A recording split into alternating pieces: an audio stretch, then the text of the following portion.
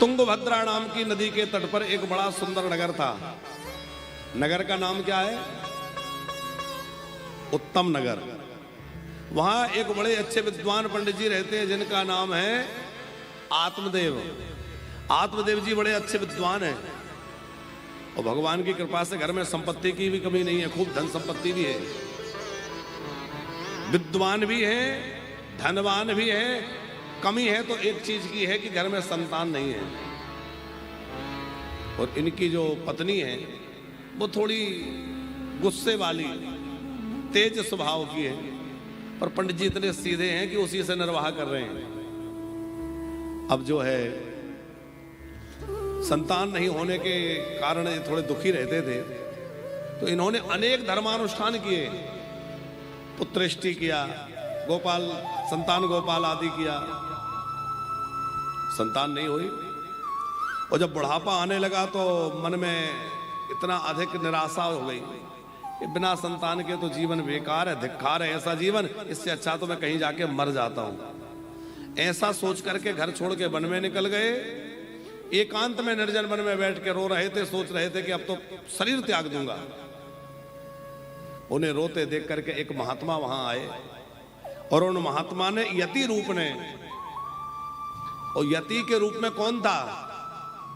हमें तो लगता है कि कोई महात्मा नहीं थे, साक्षात भगवान ही आ गए और उन्होंने कहा ब्राह्मण देवता क्यों मर रहे हो, मरो मत।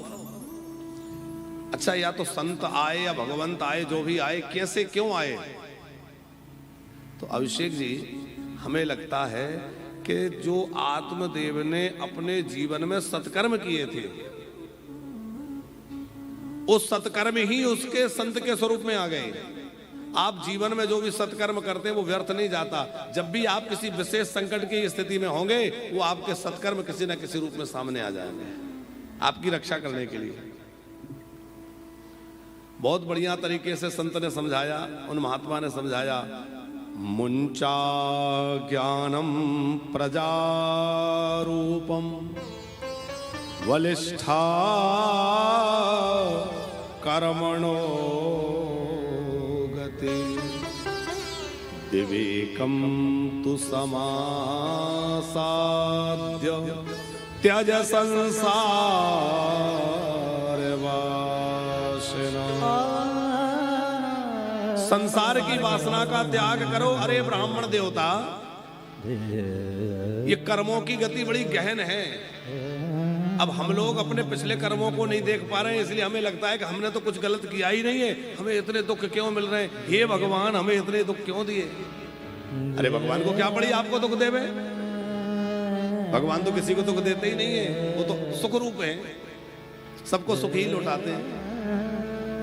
पर हम जो दुखी हो रहे हैं वह अपने ही कर्मों का परिणाम है। पिक्चर चल रही होती है, सिनेमा में लोग फिल्म देखने जाते हैं।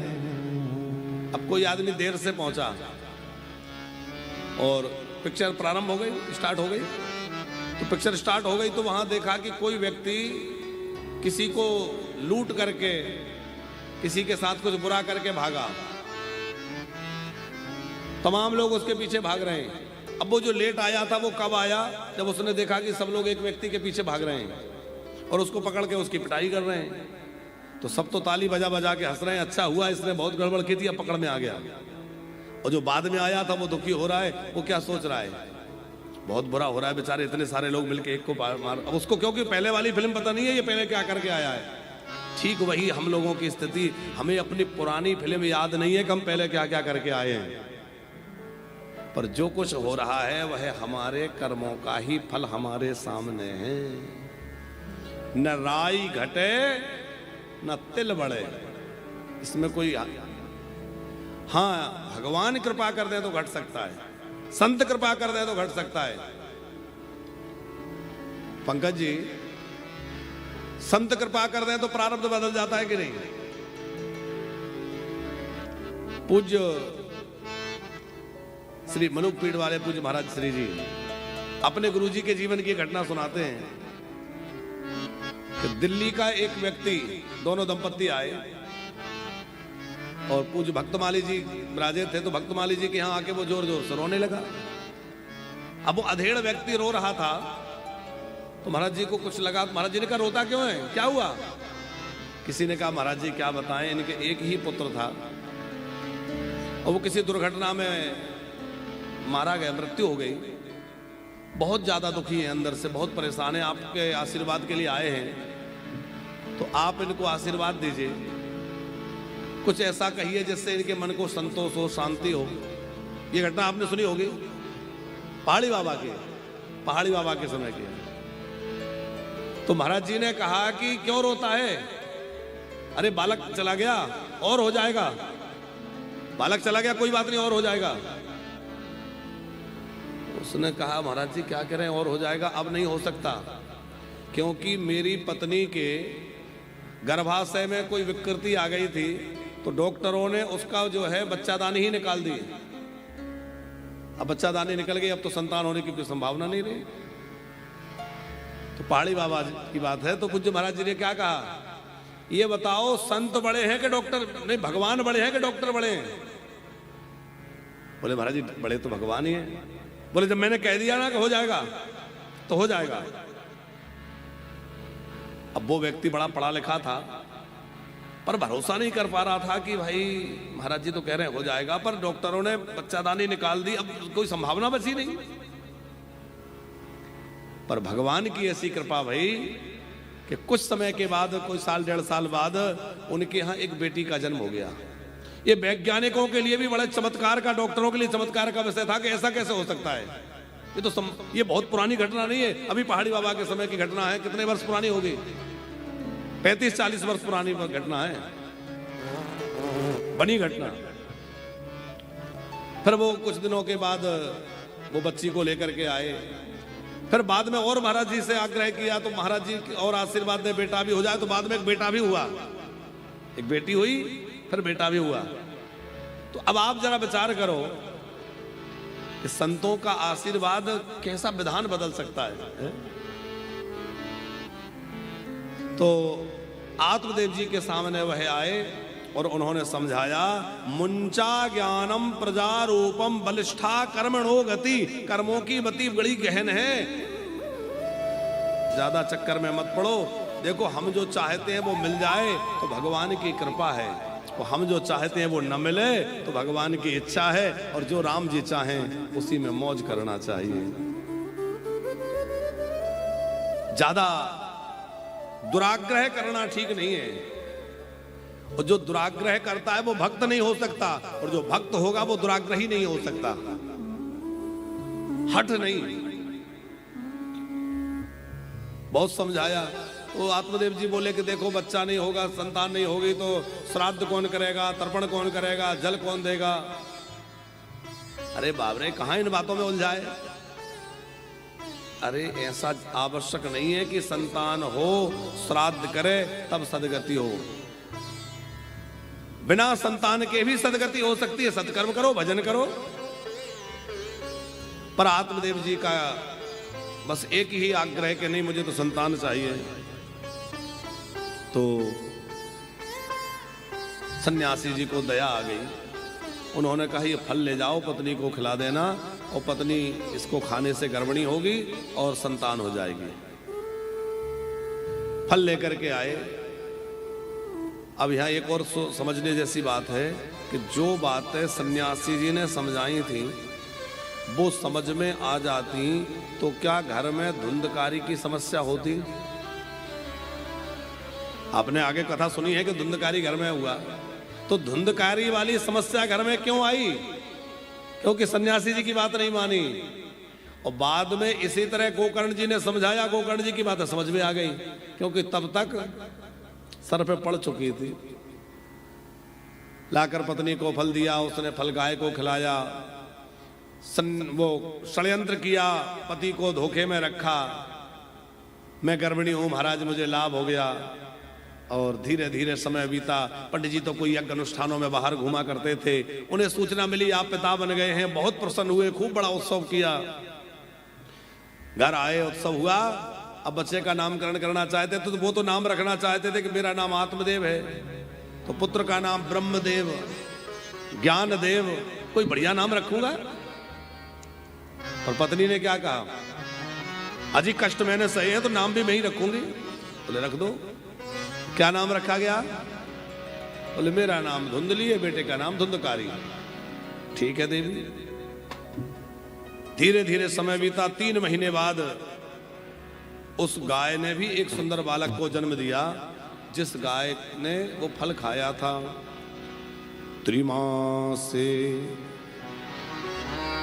निर्गते चाथ साधेनु सुसुभेरवकम शरभांग सुंदरम दिव्यम निर्मलम कनक प्रभम। 3 महीने के बाद गाय ने सुंदर बालक को जन्म दिया। अब उसके कान चूंकि गाय जैसे थे तो नाम रख दिया गौकर्ण। बड़े अच्छे इनके आचरण हैं। बालक जैसे जैसे दोनों बड़े हुए तो गोकर्ण जी संध्योपासना करते हैं, गायत्री का जप करते हैं, वेदाभ्यास करते हैं, अग्निहोत्र करते हैं, माता पिता की सेवा करते हैं, बड़ों का आदर करते हैं। और धुंधकारी ठीक इसके विपरीत आचरण करता है। ना स्नान करने का कोई समय, ना भोजन का कोई ठिकाना, जो मिल जाए जैसे मिल जाए जहां मिल जाए खा लेना। माता पिता से झगड़ा करना, मोहल्ले में झगड़ा करना, अशुद्ध वस्तुओं को ग्रहण कर लेना, स्नान शौच क्रियाहीनो दुर्भक्षी क्रोधवर्धिता दुष्परिग्रह करता चा सब हस्ते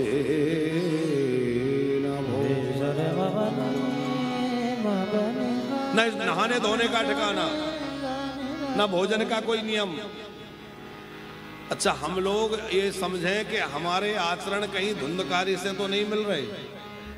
अभिषेक जी, हमारे बच्चों के आचरण, हमारे आचरण गोकर्ण से ज्यादा मेल खाते हैं कि धुंधकारी से ज्यादा मैच होते हैं? हमें भी तो इस बात का विश्लेषण करना चाहिए।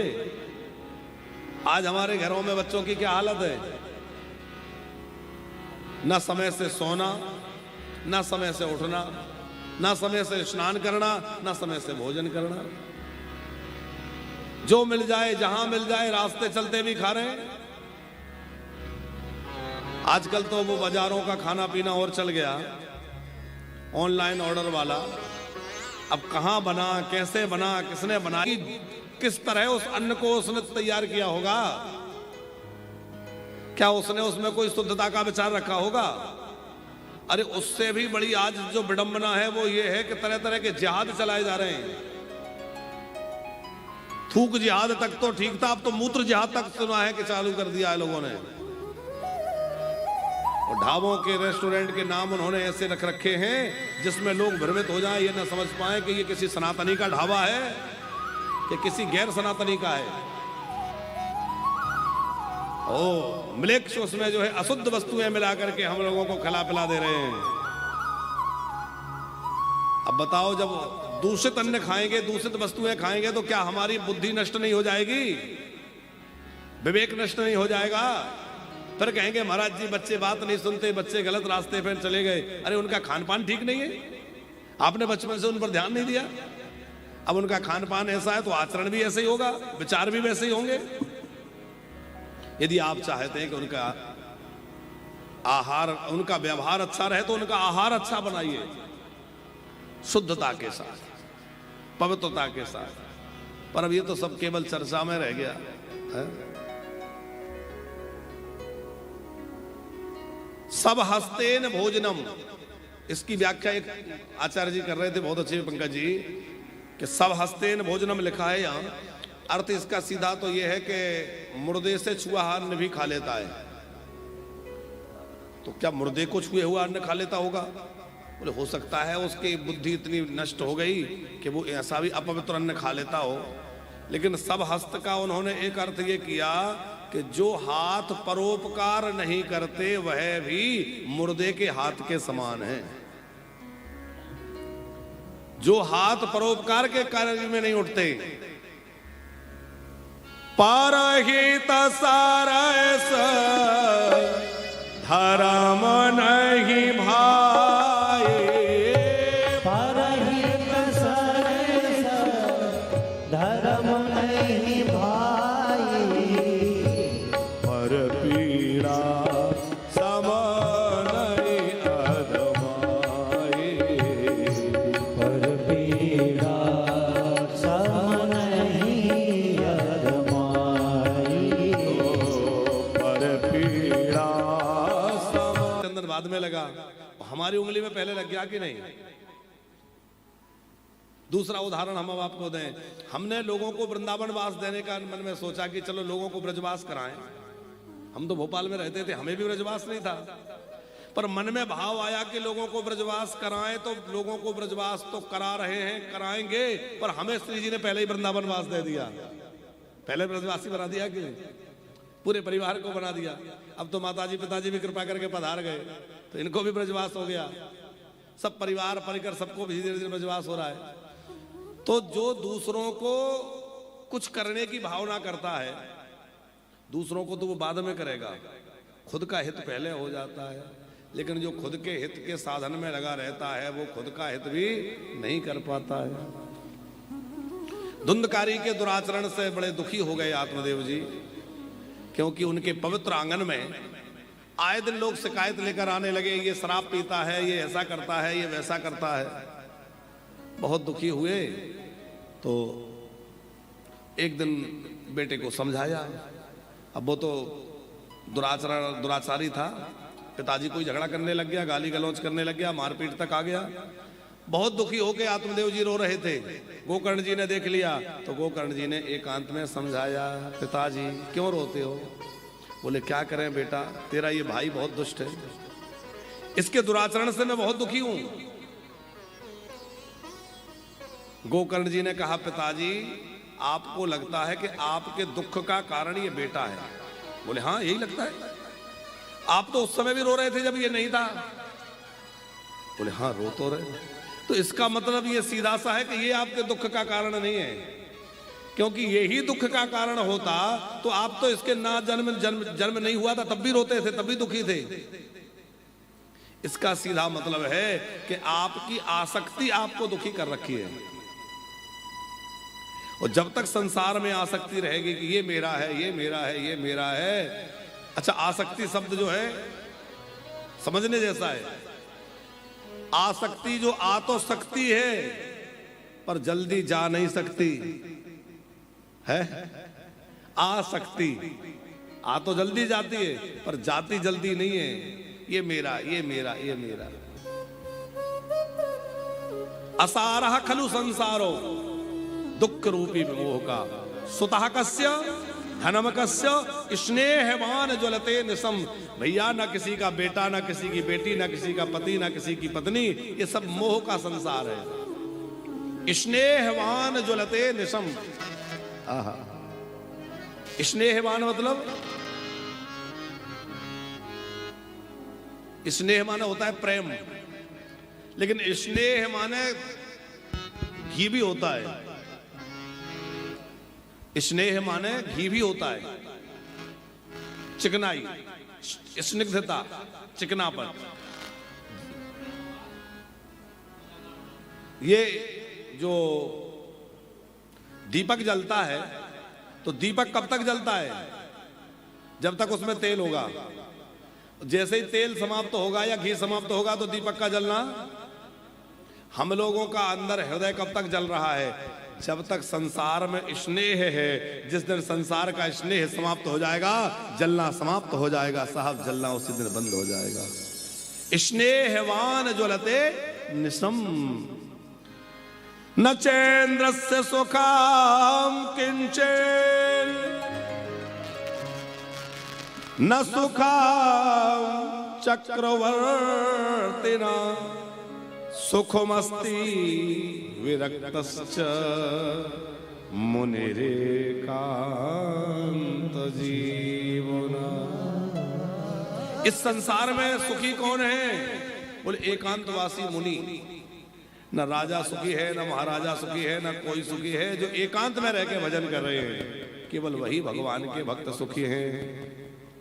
ये जगत तो बड़ा दुखदाई, जगत बड़ा दुखदाई, जगत बड़ा दुखदाई, कि सुख की आस तजो मेरे भाई, सुख की आस तजो मेरे भाई। ये जगत तो बड़ा दुखदाई, जगत बड़ा दुखदाई, सुख की आस तजो मेरे भाई, सुख की आस तजो मेरे भाई।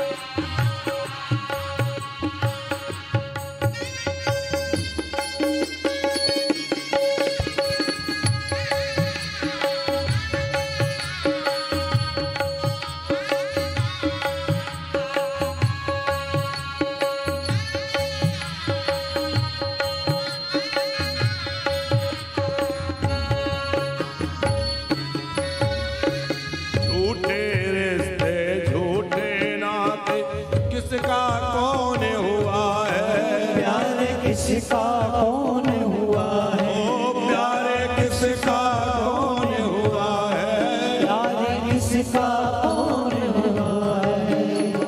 कब बाजी उल्टी पड़ जाए जीवन एक जुआ है, प्यार जीवन एक जुआ है, ओ प्यार जीवन एक जुआ है। पर छाई भी होती पराई,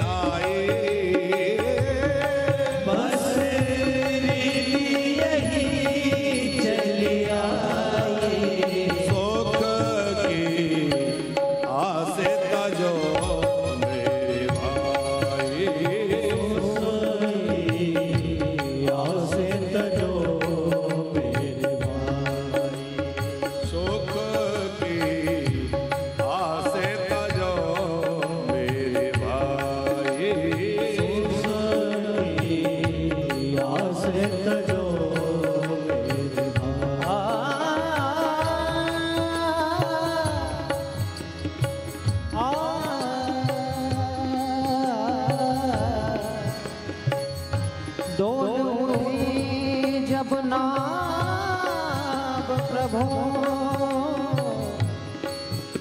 रहना तब आप कृपालु हरे।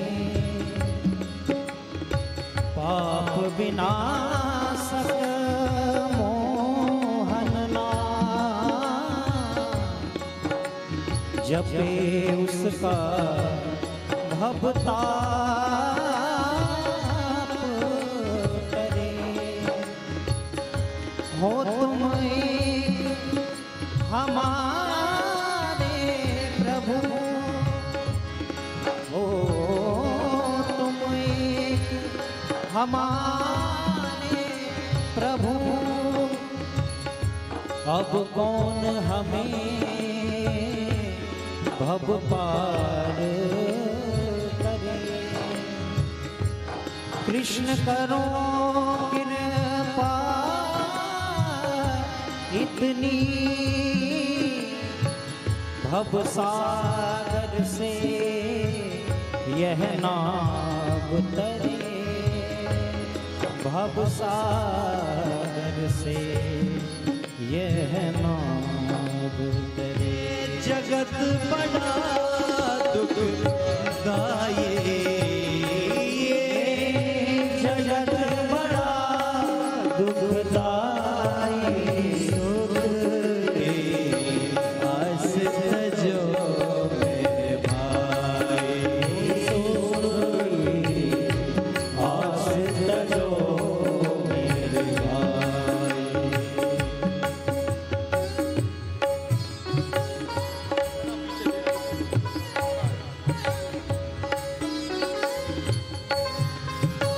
आपसे बोले भक्त वत्सल भगवान की जय हो।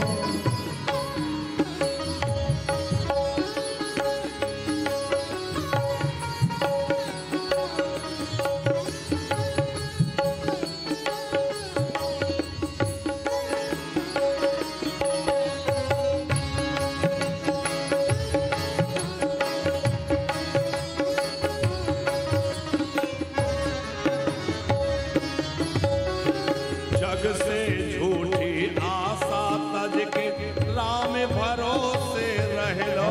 प्यारे राम भरोसे रह लो। प्यारे राम भरोसे रह लो।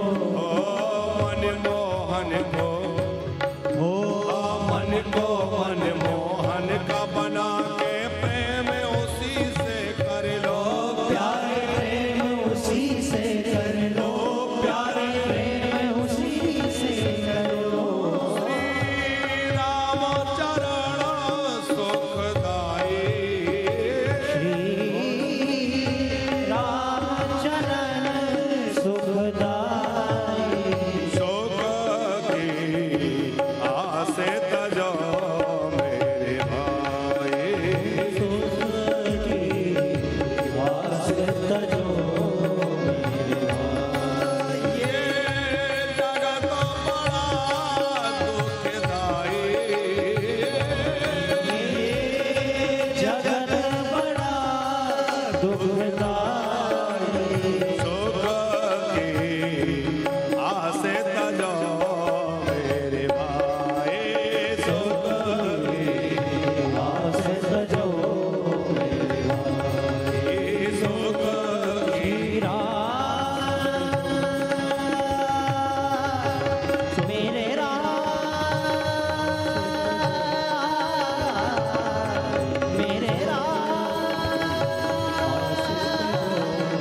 मेरे मेरे मेरे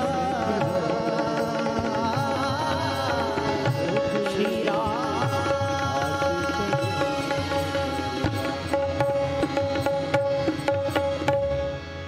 ये जगत बड़ा दुखदाई।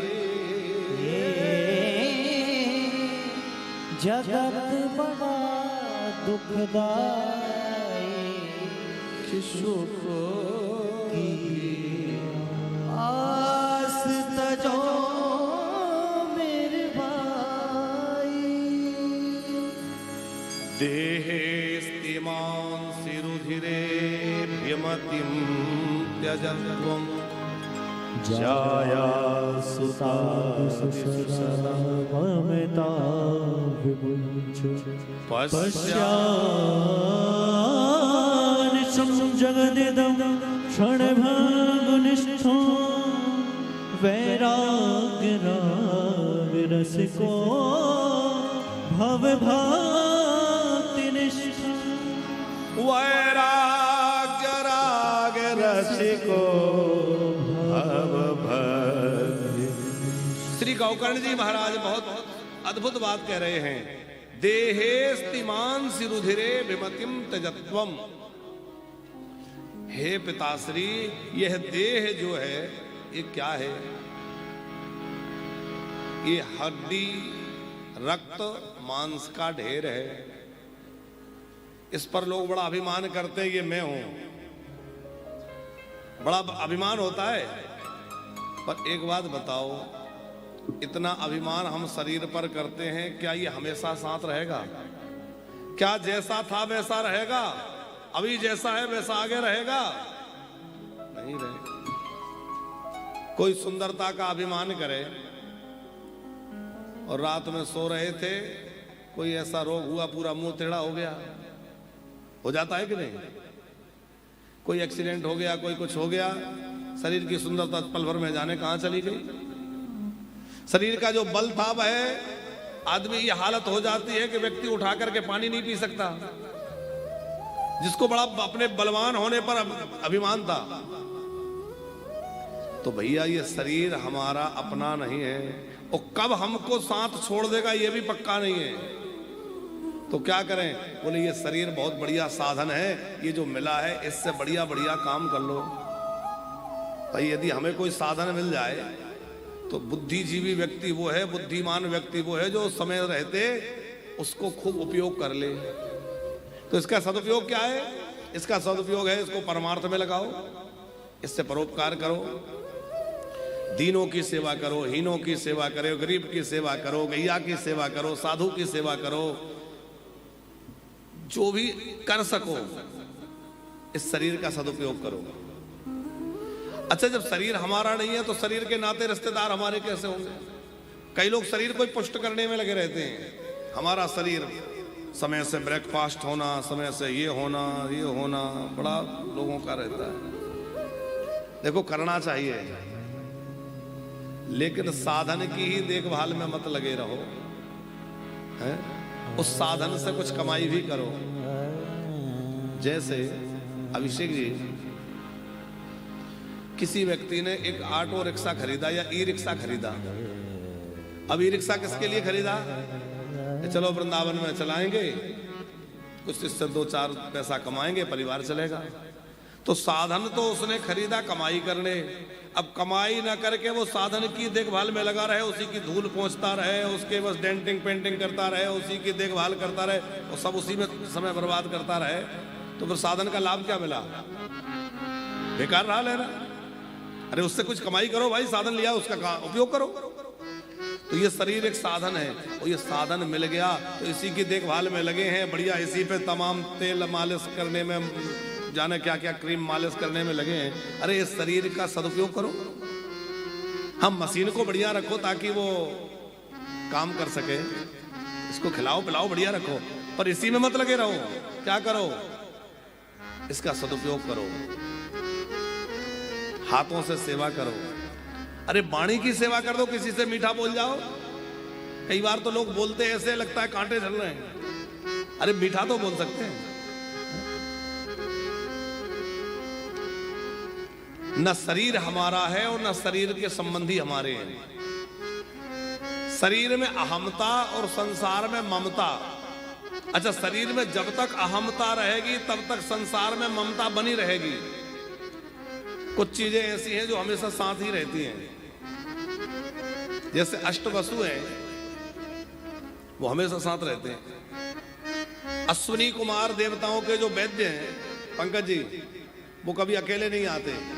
एक को बुलाओगे तभी दोनों ही आएंगे, क्योंकि अश्विनी कुमार हमेशा साथ में रहते हैं। उसी प्रकार अहमता और ममता ये दोनों अलग अलग नहीं रहती। जब तक जीवन में अहमता होगी तब तक ममता रहेगी ही। अहमता मतलब मैं और ममता मतलब मेरा, और ये मैं और मेरा यही माया है, इससे ही छूटना है। जाया सुताद सदा ममताम विमुंचो पश्चान सम जगदम क्षणभंग निष्ठम, और वैराग्य राग रस को भव भक्ति निष्ठा। वैराग्य के रस में रंगे, धर्मम भजस्व सततम त्यजे लोक धर्म, शिव स्वसाधु पुरुषान जहि काम तृष्णाम, अन्यस्य दोष गुण चिंतन मासु मुक्त्वा, सेवा कथा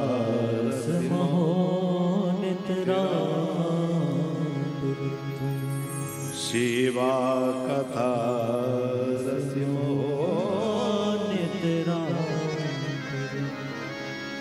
परम धर्म का आश्रय लेकर दूसरे के गुण दोषों का विचार करना बंद करके केवल भगवत चिंतन में लग जाए। हम लोग दूसरों के विषय में बहुत सोचते हैं, ये ऐसा है, ये ऐसा है, ये ऐसा है, ये अच्छा है, ये बुरा है। अच्छा, जिससे हमारा प्रेम होता है उसमें इतनी अच्छाइयां दिखती हैं कि लगता है बहुत ही अच्छा है, और जिससे थोड़ी सी कोई नाराजगी हो जाए, बुराई हो जाए, उसमें इतने दोष दिखेंगे। कभी कभी व्यक्ति किसी को इतना अच्छा समझ लेता है जितना अच्छा वो होता नहीं है, और कभी कभी व्यक्ति किसी को इतना बुरा समझ लेता है वो उतना बुरा भी नहीं होता। हमारी दृष्टि जैसी बन जाए। तो यहां श्री गोकर्ण जी तो कह रहे हैं कि न किसी में अच्छाइयां देखो, न किसी में बुराइयां देखो। क्या देखो? किसी में बुराई दिखे तो भी ध्यान मत दो भैया, ब्रह्मा की सृष्टि में अच्छा बुरा सब है। अच्छा दिखे तो उसको भगवान का स्वरूप मानो, भगवान का दिया हुआ गुण मानो।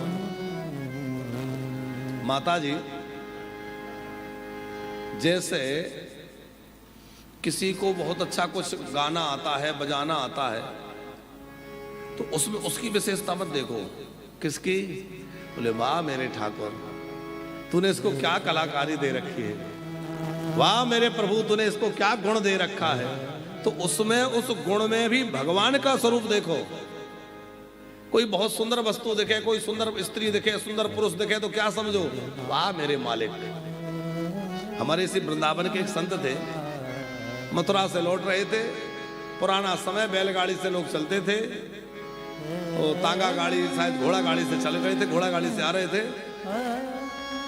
तो नहीं, वो महात्मा तो पैदल आ रहे थे। घोड़ा गाड़ी में बैठी हुई एक नृत्यांगना आ रही थी, नृत्यांगना, और बड़ी सुंदर थी। उस समय उसके बड़े चर्चे थे, तो बहुत सुंदर है। तो उस सुंदरी को देख करके और बड़े मुग्ध हो गए कि अरे वाह बड़ी सुंदर। तो उसके पीछे पीछे पीछे पीछे चल दिए। लोग आश्चर्य में पड़ गए कि बताओ, इतने बूढ़े बड़े महात्मा, इतने प्रसिद्ध महात्मा, और उसकी सुंदरता पर रीझ गए, उसके पीछे चल दिए।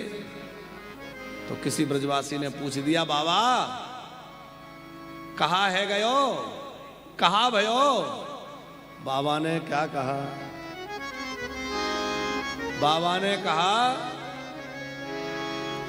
कि मैं ना तो इसको देख रहा हूं, ना इसके रूप को देख रहा हूं, ना इसकी सुंदरता को देख रहा हूं, मैं तो अपने परवरदिगार की कलम को देख रहा हूं। वाह मेरे ठाकुर, तूने क्या गजब की चित्रकारी करी है। और जिस प्रभु ने इतना सुंदर रूप किसी को दिया है, वो कितना सुंदर होगा, मैं तो ये विचार कर रहा हूं। तो भैया, किसी में कुछ गुण दिखे तो उसका गुण मत देखो। क्या समझो?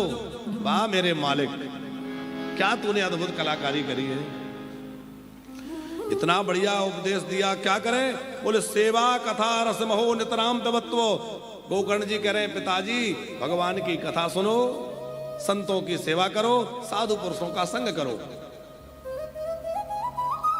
आत्मदेव जी का मन एकदम संसार से हट गया। बेटा बताओ मैं क्या करूं? बोले आज ही घर छोड़ दो। तो आत्मदेव जी ने उसी दिन घर छोड़ दिया और उसी समय निकल पड़े और वन में चले गए। अब कौन से वन में गए ये लिखा नहीं है, लेकिन हमें तो लगता है किसी और वन में नहीं गए, वो श्रीधाम वृंदावन में ही आ गए। सबसे बढ़िया वन तो वृंदावन है भैया। श्रीमद् भागवत के दसम स्कंद का आश्रय लेकर अथवा 10 लक्षणों वाले भागवत का आश्रय लेकर के मुक्त हो गए। उधर धुंधकारी ने वो धुंधली को सताया, पैसा कहाँ है, पिताजी तुझे दे के गए होंगे। उसके साथ मारपीट करने लगा तो वो भी कुएं में कूद के आत्महत्या कर ली। बाद में गोकर्ण जी तीर्थ यात्रा में चले गए और वो धुंधकारी जो है अकेला पड़ गया तो वैश्याओं को घर में ले आया और 4-4 वैश्याओं को 5-5 वैश्याओं को उसने घर में रख लिया। फिर वो वैश्याओं के द्वारा ही वो मार दिया गया, भयंकर प्रेत बना। गोकर्ण जी जिस तीर्थ में भी जाते अपने भाई का नाम का श्राद्ध करते। उमा संत की यह ही बढ़ाई और मंदे करत जो करे भलाई। उमा संत, यही संतों की विशेषता है कि बुरा करने वाले के साथ भी अच्छा करते हैं।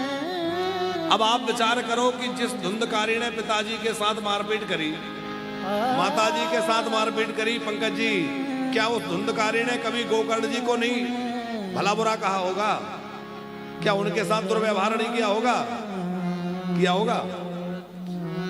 लेकिन कितनी इनके अंदर साधुता है कि जिस तीर्थ में जाते हैं अपना भाई समझ के उसके लिए श्राद्ध कर। अरे सोच लेते वो तो पापी था, उसके लिए भटकने दो, मरने दो सर। नहीं, कोई बुरा कर रहा है वो करता रहे, लेकिन हम अपनी सज्जनता साधुता ना छोड़ें, यही हमारी विशेषता है। वो कहावत बड़ी प्रसिद्ध है, आपने सुनी होगी कि एक पानी में बिच्छू बहता हुआ जा रहा था तो महात्मा ने उठाया और जैसे महात्मा ने उठाया तो बिच्छू ने तुरंत डंक मार दिया। महात्मा का हाथ हिला, वो गिर गया, फिर बहने लग गया, फिर महात्मा ने उठाया, अब 10 बार उठाया, 10 बार उसने डंक मारा।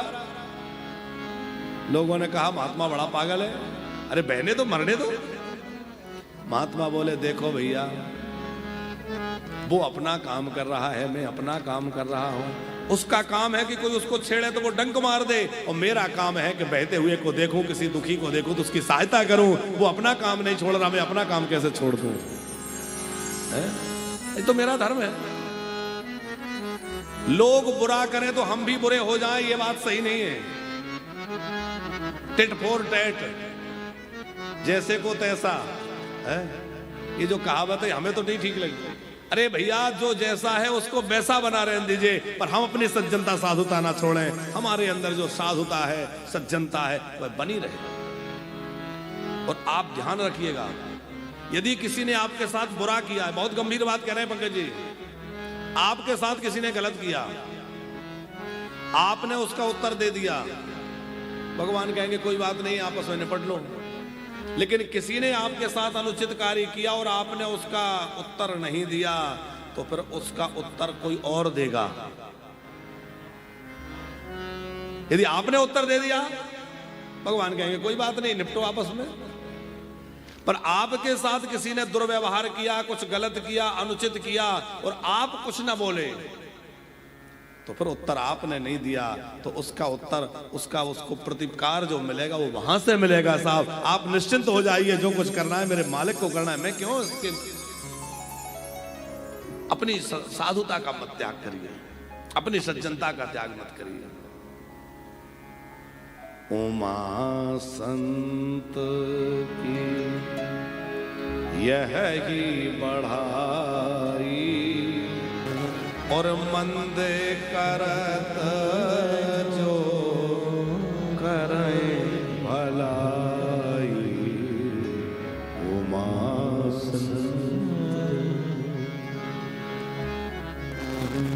फिर जो है, गोकर्ण जी ने अनेक तीर्थों में श्राद्ध किया, लौटकर अपने घर में, गया जी में भी श्राद्ध किया। अपने नगर में आए, अपने घर में सो रहे थे तो देखा कि प्रेत भटक रहा है। वो प्रेत कौन है? पहचान गए, मेरा भाई है। उसने परिचय दिया, अहम भ्राता तुदियोष्मी धुंधकारी थी नामता। अपने भाई के लिए श्रीमद् भागवत ज्ञान यज्ञ सूर्य भगवान की प्रेरणा से की, और 7 दिन की भागवत कथा सुन करके वह दुरात्मा, पापात्मा, जिसने कोई पाप नहीं छोड़ा था, सुरापान किया, शराब पी, मांस खाया, माता पिता से झगड़ा किया, व्यभिचार किया, वैश्याओं को रख लिया, क्या नहीं किया? ब्राह्मणत्व को नष्ट किया। ब्राह्मण होकर के कोई कुमार्ग पर चले तो यह भयंकर अपराध है, क्योंकि वह अपने ब्राह्मणत्व को नष्ट कर रहा है, तो उसको ब्रह्म हत्या का पाप लगता है। ब्राह्मण होकर के ब्राह्मणोचित कार्य ना करके वह अनुचित व्यवहार करे तो उसको भी ब्रह्म हत्या का पाप लगता है, क्योंकि वह ब्राह्मण शरीर में आया और उसके बाद उसने ब्राह्मण उचित कार्य नहीं किए। ये ब्राह्मण देह बड़ी कठिनाई से प्राप्त होती है, उसको प्राप्त करके भी उसकी महिमा ना समझ करके जब ब्राह्मणों में पूरी तरह से सत्य सदाचार आदि प्रतिष्ठित हो जाता है तो सतयुग आ जाता है।